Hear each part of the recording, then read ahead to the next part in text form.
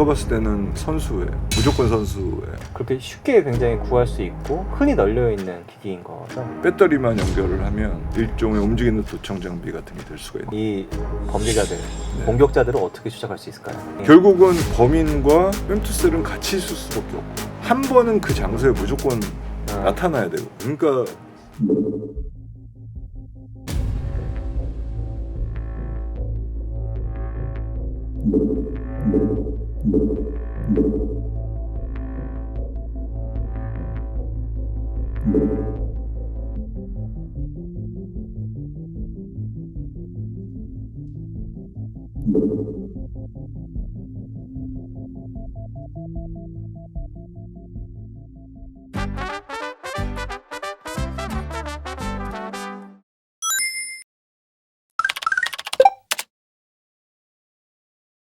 그 펜토셀이라는 기기가 되게 조그맣더라고요.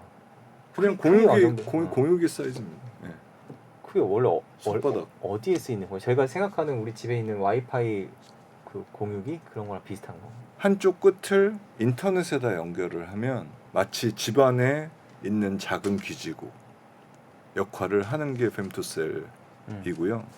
이제 그러다 보니까 예를 들어서 산간 벽지에 있는 군부대 이런 데까지 기지국을 설치하기는 너무 비싸니까 fem토셀 같은 장비를 인터넷은 들어와 있으니 fem토셀 같은 장비를 꽂으면 거기서 이제 장병들이 전부 다 이동통신을 쓸 수 있게 되는.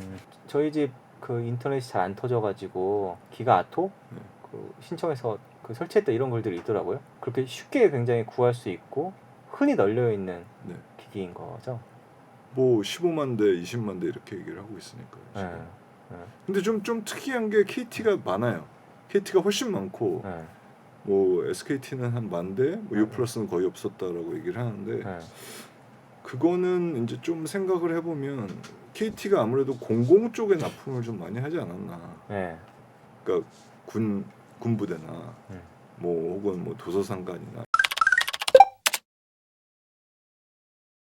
어떤 사람들이 이렇게 했을까요? KT가 기자회견에서 굉장히 통신 분야를 잘 아는 뭐 같다라고 하시는데 교수님 생각 어떠신지? 뭐 제가 봤을 때는 선수예요. 그래요. 선수 무조건 선수예요. 이거는 선수든지 아니면 선수한테 교육받은 사람이든지 교육받아도 이렇게 못할 것 같은데요? 그러니까 뭔가 이제 기술이 있고 이제 과거에 뭐 이동통신 쪽 뭐 회사에서 일을 했다거나 이럴 수가 있을 것 같아요.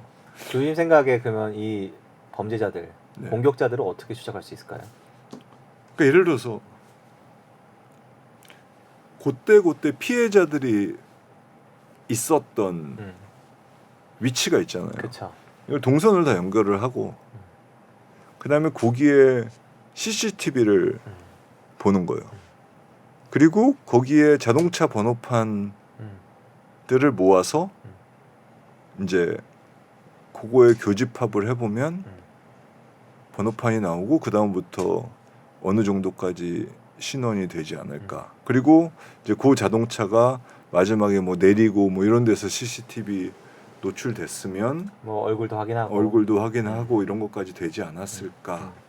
그럴 것 같아요. 왜냐하면 얘네가 이제 들고 움직이다 보니까 결국은 공격자와 그러니까 범인과 fem토셀은 같이 있을 수밖에 없거든. 한 번은 그 장소에 무조건 나타나야 되거든.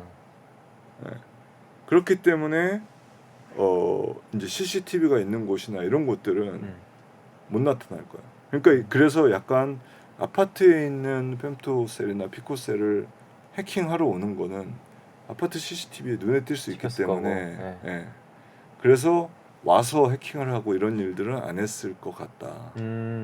어디 뭐 승합차에 싣고 돌아다니면서 이렇게 했을 가능성이 그게 제일 높을 것 같아요. 요즘 세상에 뭐 서울과 수도권에서 그렇게 돌아다니면서 하는 거는 한국 경찰 진짜 빨리 잡거든요. 우리나라 CCTV가 너무 많아서 기술 수준 굉장히 높은 공격자들인 것 같은데 그 범인들이 굉장히 쉽게 잡힐 수밖에 없는 맹점이 있는 이 방식을 왜 선택했을까? 그러니까 범죄 경험이 없는 사람이 아닐까요? 통신에 대한 이해는 높지만 범죄에 대한 경험은 없을 수도 아니면은 이제 그거 돌아다니는 거는 그 막내들을 시켰을. 보이스피싱 수거책처럼 네네네, 그렇게 맞아요. 시켰을 네, 수도 있고. 네.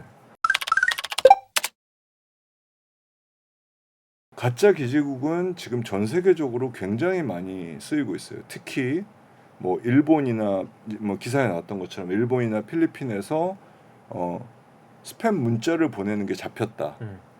이것도 우리 케이스다라고 주장을 하시는 분들이 있는데 이제 그게 아니라는 설명을 드리고 싶은데요. 실제로 이제 지금 전 세계 뭐 중국 같은 경우도 그렇고 이제 가짜 기지국이 나타나서 약간 난장을 치고 돌아다니는데요. 그러니까 어떻게 하냐면 이동통신은 원리상 fem토셀도 똑같은데요.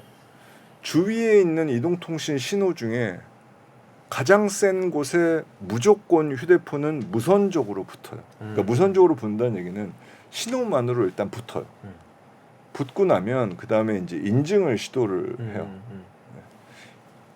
그래서 이제 가짜 기지국이 더 가까이 있으면 기지국보다 더 센 신호로 가까이 있으면 휴대폰들은 가짜 기지국에 일단 붙어요.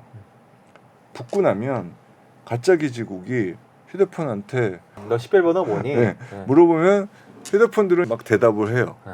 그 대답하는 거를 임시 캐칭이라고 얘기를 해요. 그래서 임시 캐처라는 장비들은 그렇게 임시를 모으는 애들이고요. 임시를 모은 다음에 그 다음에 또 뭘 하냐면 내가 피곤하니까 너 투지로 내려가. 속도를 이렇게 낮춰가군요. 투지를 내려가. 그러니까 원래 LTE를 쓰고 있는데 투지로 내려가. 그러면 휴대폰들이 말을 잘 들어요. 기지국이 시키면. 근데 그런 투지로 내려가 이런 명령어들이 인증이 하나도 없어요. 인증 없이 보낼 수가 있어서 투지로 내려가 그러면 단말기들은 투지로 내려가요. 투지로 내려가면 LTE 같은 경우는 문자를 보낼 때 인증이 필요한데요.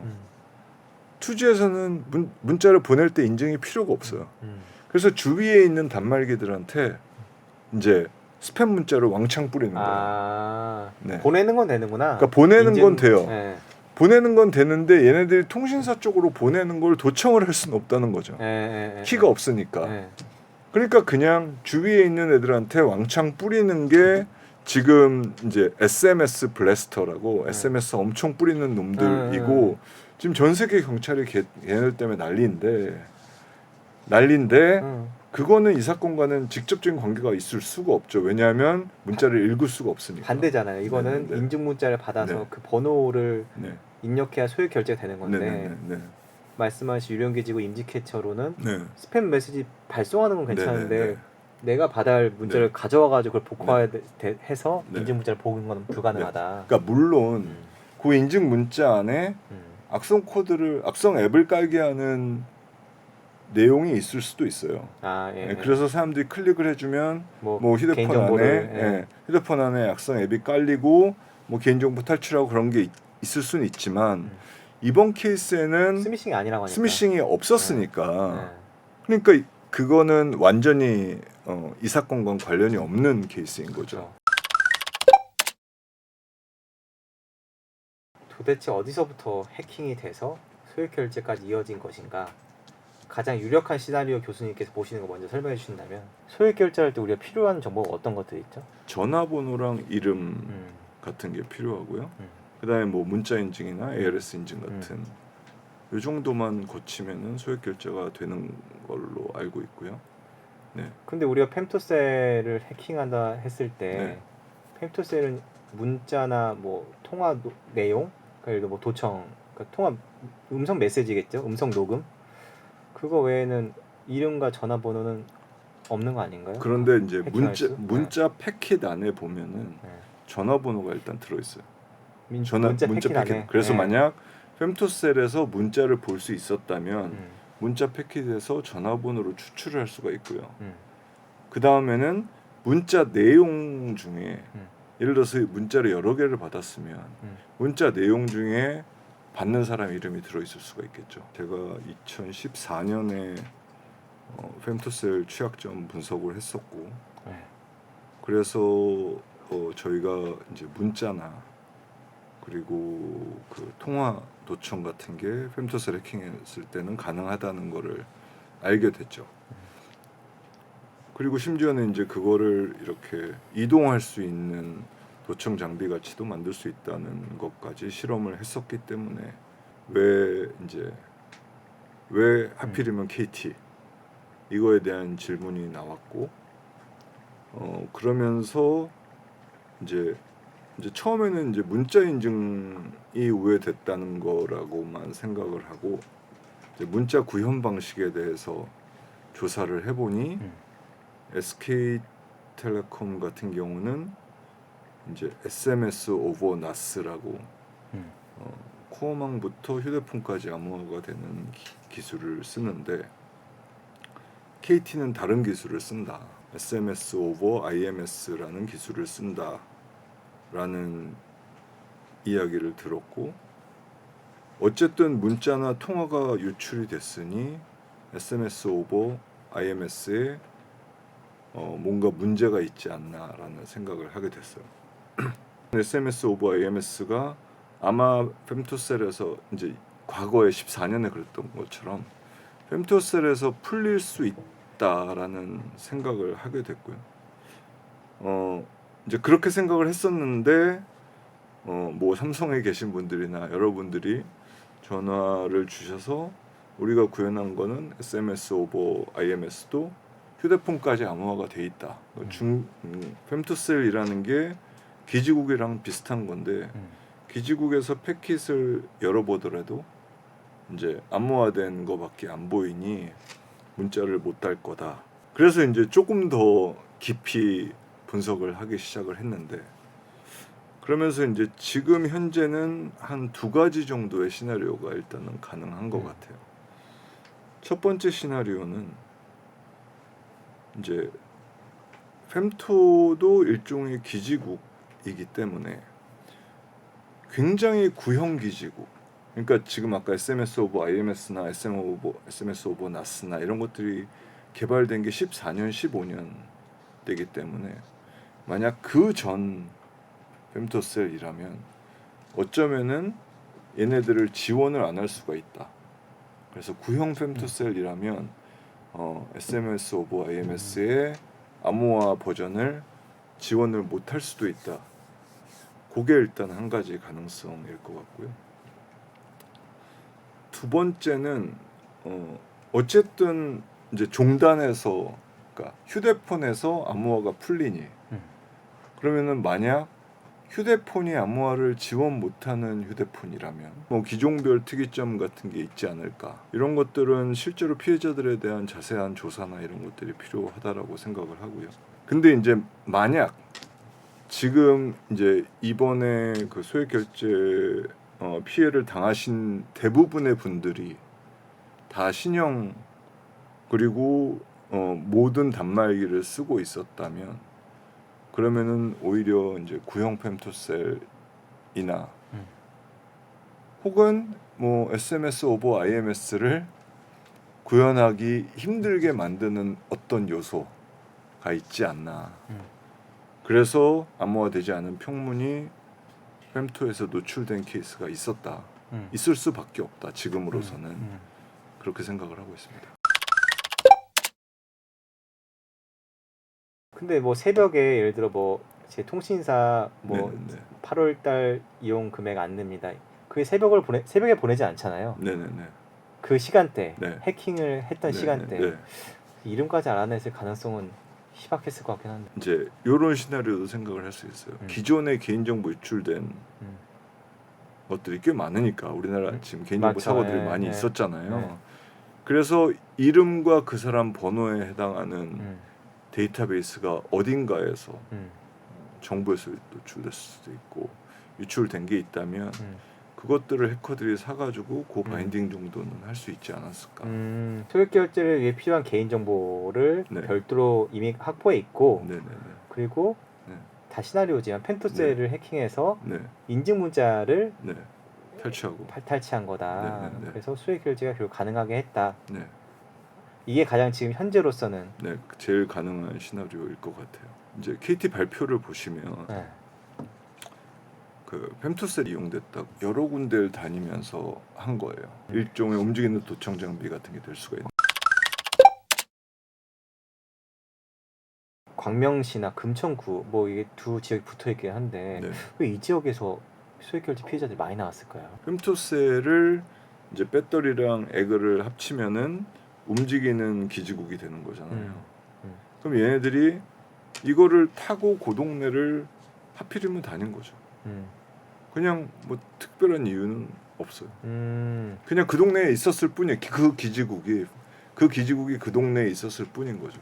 그 말은 즉슨 그 이동기지를 가지고 다니면 어디서든. 그렇죠. 근데 그러면은 예를 들어 그 femtocel로 전화번호를 이제 그걸 탈취했다고 쳐요. 네. 그럼 그 전화번호에 대응되는 이름을 이게 누구 네. 전화번호인지 알아야 될 거 아니에요. 네. 그럼 뭐 자기들 가진 데이터베이스 네네. 검색을 하겠죠. 네네네. 그런 식으로 그랬을 것 같아요. 출퇴근하다가 그 더 멀리 사시는 분인데 그 지역에 네네네. 출퇴근하다가 네, 네. 그 와중에 해킹이 된 것 같다. 소액결제가. 네, 네, 네. 그런 분들도 있어가지고 네. 그런 분들도 공격자들 데이터베이스 개인정보가 우연히 있었던 걸까? 그럴 것 같아요. 근데 앞으로 만약에 네. 유사 사례 재발이 될 수 있을 것인가? KT가 지금 일단은 새로운 femtocel이 붙는 거를 막았지만 그 지금 공격자들이 갖고 다닌 걸로 추정되는 femtocel은 네. 새로운 장비일 거 아니야. KT 네트워크망 입장에서는. 아니죠. 그러니까 그거를 조금 정확하게 얘기를 하면 우리 저희 경험에 따르면 주문을 해요. 주문을 하면 갖다 줘요. 혹은 예전에 누군가가 쓰던 거를 뭐 중고 마켓에서 사요. 그리고 얘를 해킹을 해요. 그러면은 얘는 이제 해킹을 해서 우리가 이제 문자 내용 같은 걸 볼 수 있게 만들어요. 그 다음에 에그에다 꽂아요. 그러면은 KT 입장에서 보면 얘는 아니요. KT 에그예요. KT 에그 원래 사용자들이 사용하던 KT 에그를 구해서 이거를 해킹을 하고 거기다가 악성 코드 같은 걸 깔아서 문자를 볼 수 있게 하고 그 다음에 거기다가 이제 에그를 붙여서 돌아다니면 KT 입장에서는 이제 얘는 새로운 인터넷 주소, IP 주소를 가지고 붙겠죠. 그러면 KT는 얘는 원래 우리 femtocel인데 IP 주소가 바뀌었네. 이 정도만 처음에는 생각했을 거예요.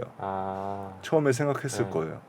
근데 이제 KT가 그런 얘기도 했었거든요. 완전히 처음 본 아이디였다. 그러니까 모든 기지국은 아이디가 있어요. 처음 본 아이디였단 말이. 예. 그런데 이제 이런 생각을 할 수 있는 거예요. 이 전까지 이 사고가 이제 생기기 전까지는 그리고 이제 KT가 막기 전까지는 그냥 femto를 새로운 제 집에 인터넷 주소가 바뀌었어요. 그렇더라도 femto는 여전히 붙을 수 있었던 거죠. 네, 여전히 붙을 수 있었던 거예요. 근데 지금은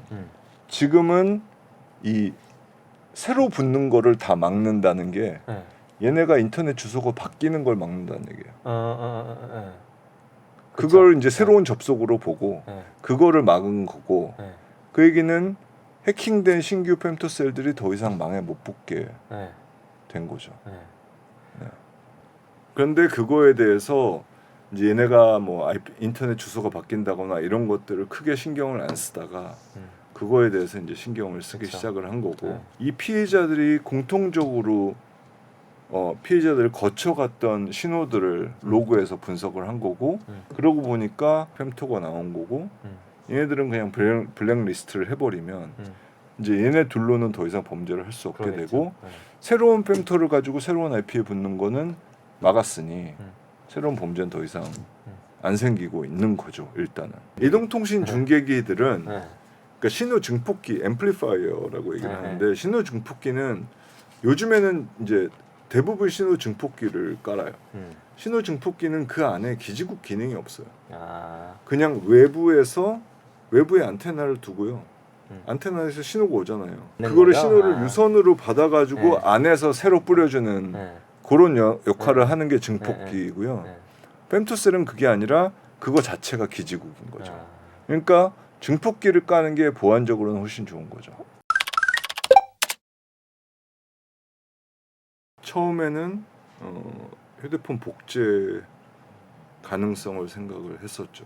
SK텔레콤 같이 HSS 해킹이 돼서 모든 정보가 다 나가고 그 다음에 IMEI 정보도 나가서 휴대폰 복제가 돼서 망에 붙었을 경우를 제일 처음으로 생각을 했었죠. 그런데 이제 그 케이스 같은 경우는 조금 설명이 안 되는 부분이 특정 사용자 같은 경우는 이제 문자는 못 받고 휴대폰을 받는 이제 사태가 있었는데 복제가 되면은 휴대폰 통화도 안 되거든요. 그래서 그러면은 복제는 아닌 것 같다. 펜툴스의 기기 자체에 해킹을 막을 수는 없나요? 모든 컴퓨터는 해킹이 가능하다? 해킹이 불가능한 케이스는 굉장히 적고요. 그런데 아까도 말씀드렸듯이 2012년, 13년 그때부터 femtocel을 뿌리기 시작을 했기 때문에 초기 femtocel들은 정말로 해킹이 쉬웠었어요. 그러니까 femtocel의 소프트웨어 안에 그러니까 열심히 이제 해킹 역공학을 해보면 그 안에 막 패스워드가 보이고 이랬었어요. 네. 근데 그 이후에 보안이 훨씬 좋아졌다라고 하더라고요. 아이폰도 제일브레이크라는 게 있어요. 탈옥. 네. 아이폰도 탈옥이 되는데 그렇죠. 그 뭐 중소기업에서 만든 작은 인베디드 기기가 꼭 탈옥이 안 되라는 법은 없지 않을까?